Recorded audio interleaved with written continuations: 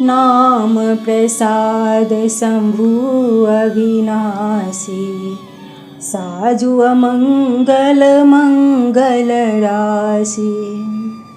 सुख सनकादि सिद्ध मुनि योगी, नाम प्रसाद ब्रह्म सुख भोगी।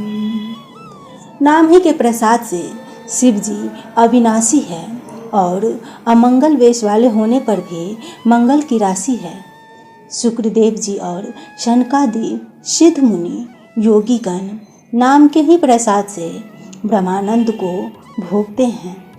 नारद जी के नाम के प्रताप को जानना है। हरि सारे संसार को प्यारे हैं। हरि को हर प्यारे और श्री नारद जी हरि और हर दोनों को प्रिय है।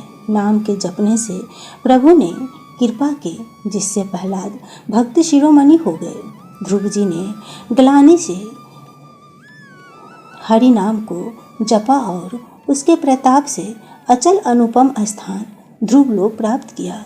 हनुमान जी ने पवित्र नाम का स्मरण करके श्री राम जी को अपने वश में कर रखा है। निज अजामिल गज और गणिका बेस्या भी श्री हरि नाम के प्रभाव से मुक्त हो गए। मैं नाम की बड़ाई कहाँ तक कहूँ, राम भी नाम के गुणों को नहीं गा सकते। कलयुग में राम का नाम मनचाहा पदार्थ देने वाला है और कल्याण का निवास करने वाला, जिसको स्मरण करने से अभागा तुलसीदास भी पवित्र हो गया। केवल कलयुग ही नहीं, चारों युग में, तीनों कालों में और तीनों लोकों में नाम को जप कर जीव शोक रहित हुए हैं। वेद पुराण और संतों का मत यही कहते हैं कि समस्त पुण्यों का फल श्री रामचंद्र जी में राम नाम में प्रेम होना है। पहले सतयुग में ध्यान से, दूसरे त्रेता युग में यज्ञ से और तीसरे द्वापर में पूजन से भगवान प्रसन्न होते हैं। परंतु कलयुग के केवल पाप की जड़ और मालिन है। इनमें मनुष्यों का मन पाप रूपी समुद्र में मछली बना हुआ है, अर्थात पाप से कभी अलग होना ही नहीं चाहता। इससे ध्यान, यज्ञ और पूजन नहीं बन सकता।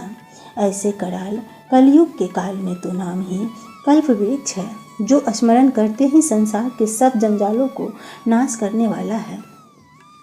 कलयुग में यह राम नाम मनोवांछित फल देने वाले हैं। परलोक का परम हितैषी और इस लोक का माता पिता है, अर्थात परलोक में भगवान का परम धाम देता है और इस लोक में माता पिता के समान सब प्रकार से पालन और रक्षा करता है। कलयुग में न कर्म है, न भक्ति है और न ही ज्ञान है। राम नाम ही एक आधार है।